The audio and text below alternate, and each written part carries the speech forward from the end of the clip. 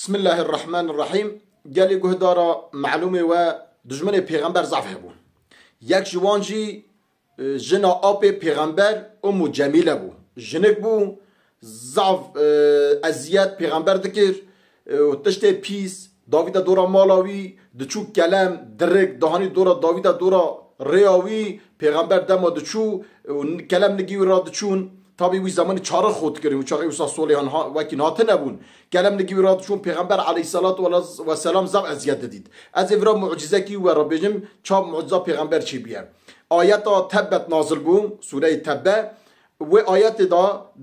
و سوره دا آیاتک دجا حمالة الحطب یعنی بس امو جمیله یه دارا بده پشتاخه به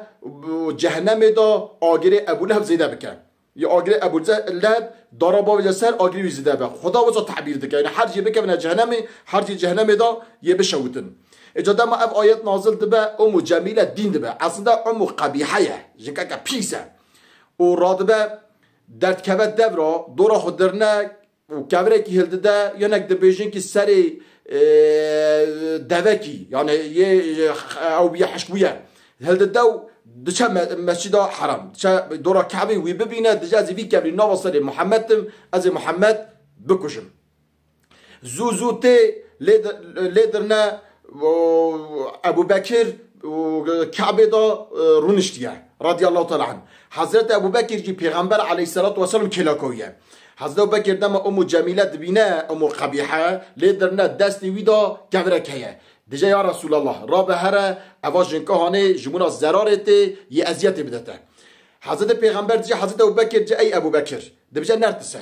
دیجا او منابینه تابی زوزو تی با ابو بکر سکنه رضی الله تعالی عنه دیجا ای ابو بکر که حوالیته که محمد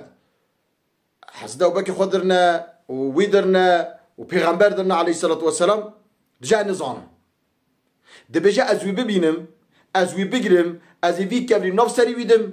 از سری بشکینم از به وی کبری بکشم از سری پرشخینم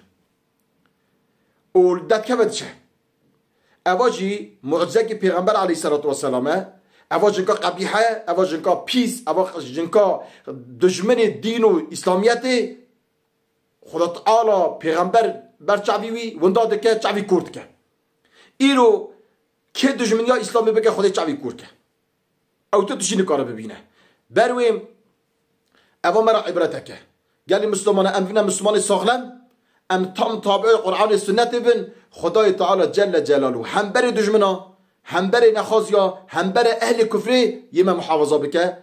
یه ما بپارزه ام شر وانا خلاص بین ام عزیز بین عزت ده تبعیت اسلامیت ده هیا اواج معجزه که پیغمبر علیه الصلاة والسلام وراگو خدای تعالی محمیا بده مستفید کرن. السلام علیکم و رحمت الله.